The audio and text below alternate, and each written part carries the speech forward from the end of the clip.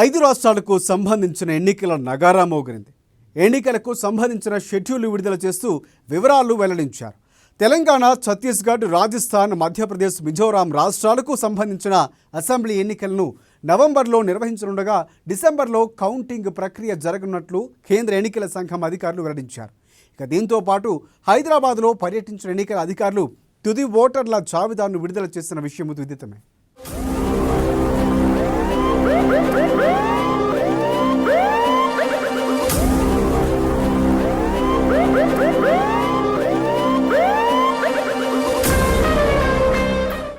ఇక తెలంగాణలో November 30న polling, రాజస్థాన్లో నవంబర్ 23న ఒకే విడతలో పోలింగ్ జరగనుంది.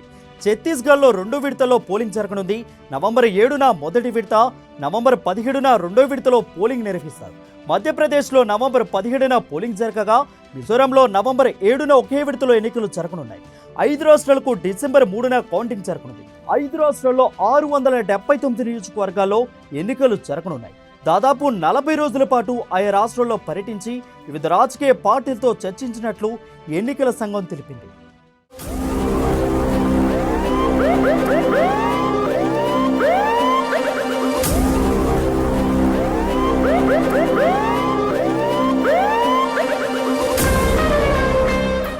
మొత్తం 5 రాష్ట్రాల్లో 16.14 కోట్ల మంది ఓటర్లు ఉన్నట్లు సిఈసి తెలిపింది.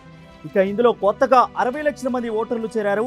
1.77 లక్షల పోలింగ్ కేంద్రాలను ఏర్పాటు చేసినట్లు ఎలక్షన్ కమిషనర్ రాజు కుమార్ తెలిపారు.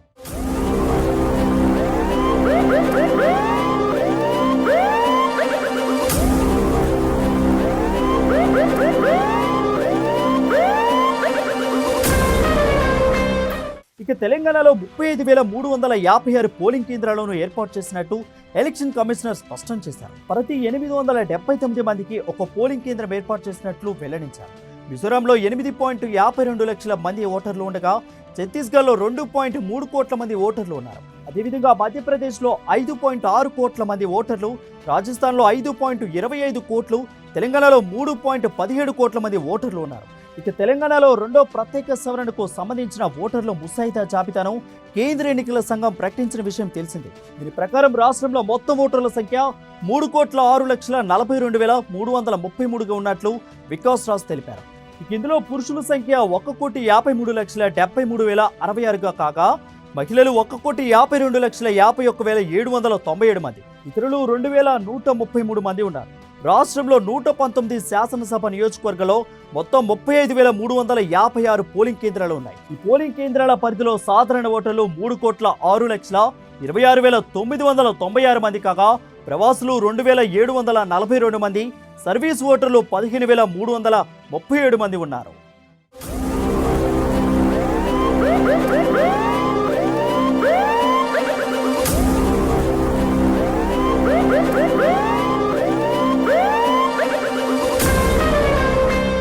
మొత్తం ఓటర్లలో 18 నుంచి 19 ఏళ్ల మధ్య ఉన్న వయసు వారి సంఖ్య 4,76,597గా ఉన్నట్లు సీఈఓ తెలిపారు. ఏడాది జనవరిలో ప్రకటించిన ఓటర్ల జాబితా ప్రకారం రాష్ట్రంలో ఓటర్ల సంఖ్య 2,90,77,659. అప్పటి నుంచి కొత్తగా 8,31,520 మందిని ఓటర్ జాబితాలో చేర్చగా 1,82,183 మంది పేర్లను తొలగించారు.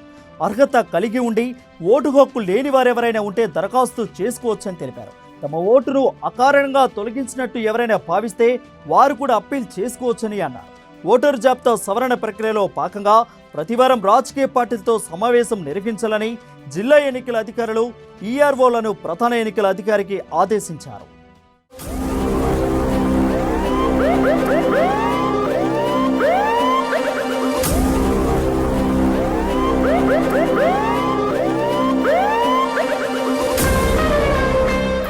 హైదరాబాద్ జిల్లాలో 15 నియోజకవర్గాల పరిధిలో మొత్తం 40,30,989 మంది ఓటర్లు ఉన్నట్లు వికాస్ రాజ్ వెల్లడించారు.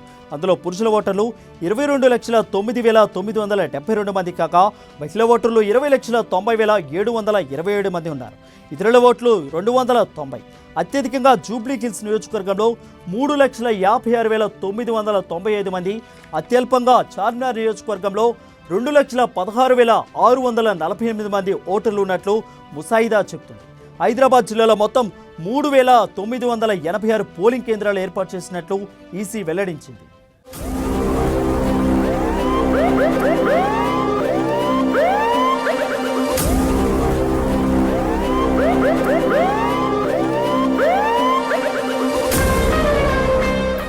ఓటర్ల సౌలభ్యం కోసం ఈవీఎంలలో కేంద్ర ఎన్నికల సంఘం స్వల్ప మార్పులు చేసింది. ఈవీఎంపై గతంలో పార్టీ గుర్తు, అభ్యర్థి పేరు మాత్రమే ఉన్నాయి. రానున్న ఎన్నికలో పార్టీ వీటితో పాటు అభ్యర్థి ఫోటో ఏర్పాటు చేయాలని నిర్ణయించింది అని తెలంగాణ రాష్ట్ర ముఖ్య ఎన్నికల అధికారి వికాస్ రాజ్ వెల్లడించారు.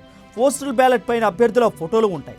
ఈ నెల 31 వరకు ఓటు హక్కు నమోదు దరఖాస్తు చేసుకోవచ్చు. చిరునామా మార్పునకు చేసే దరఖాస్తులను సోమవారం నుంచే ఆపేశాం. ప్రస్తుతం అమలులో ఉన్న ప్రభుత్వ పథకాలు, నిబంధనలు గతంలో ఎలా ఉన్నాయో అలానే అమలవుతాయి.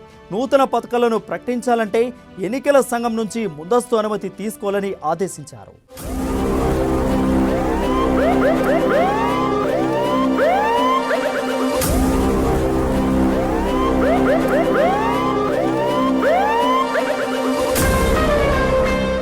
ఎన్నికల షెడ్యూల్ విడుదలైన సందర్భంగా ఎన్నికల కోడ్ అమల్లోకి వచ్చినట్టు సిఈసి వెల్లడించింది.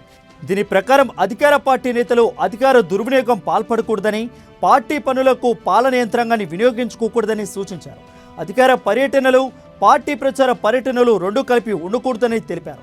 సీఎంతో సహా ఎవరైనా సరే హెలికాప్టర్తో పాటు ఇతర ప్రభుత్వ వాహనాలు ఉపయోగించుకోకూడదని వెల్లడించారు. ఇంటి నుంచి కార్యాలయానికి, కార్యాలయం నుంచి ఇంటికి తప్ప మరే ఇతర పనులకు ప్రభుత్వ వాహనాలను ఉపయోగించరాదని పేర్కొన్నారు. సెక్యూరిటీ వాహనాల్లోనూ 3 కంటే ఎక్కువ వాడితే దాని ఎన్నికల వ్యయం కింద సంబంధిత పార్టీ చూపించాల్సిందిగా చెప్పుకొచ్చారు. ఎన్నికల షెడ్యూల్ వెలువడిన నాటి నుండి ఎన్నికల వ్యయం అమలులోకి వస్తుందని ప్రకటించారు.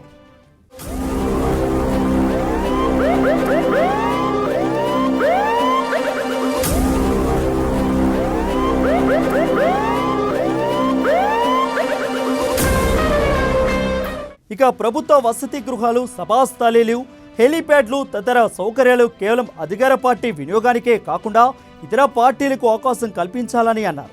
పత్రికల్లో, టీవీలో ప్రభుత్వ సంక్షేమ కార్యక్రమాల ప్రచారానికి ప్రకటనలు ఇవ్వకూడదని ఆదేశించారు. వీళ్ళలో ప్రకటనలు ఇచ్చే ముందు దానికి సంబంధించిన సీడీని ఎన్నికల సంఘం ఏర్పాటు చేసిన కమిటీకి చూపించి అనుమతి పొందాలని సూచించారు.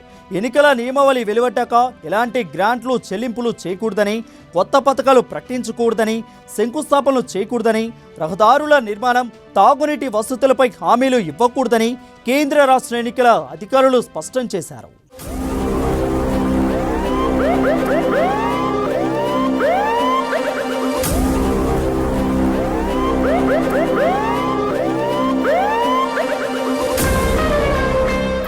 నిర్ధారిత పత్రాలు లేకుండా పెద్ద మొత్తంలో నగదు తీసుకెళ్తూ పట్టుబడితే ఆ మొత్తాన్ని సీజ్ చేస్తామని వికాస్ రాజ్ తెలిపారు. దోపత్రాలు ఉంటే వాటిని సరిచూసి అధికారులు విడుదల చేస్తారు. అందుకోసం ప్రత్యేక సాఫ్ట్వేర్ను ఎన్నికల సంఘం అందుబాటులోకి తెచ్చింది. వివిధ అవసరాలకు డబ్బును తీసుకువెళ్లాలని నిర్ణయించిన పక్షంలో ముందస్తుగా అనుమతి తీసుకుని వెసులుబాటు కల్పిస్తున్నాం. ఆన్లైన్ ద్వారా ఆయా వివరాలు అధికారులు చెక్ చేస్తారు అని వికాస్ రాజ్ వివరించారు.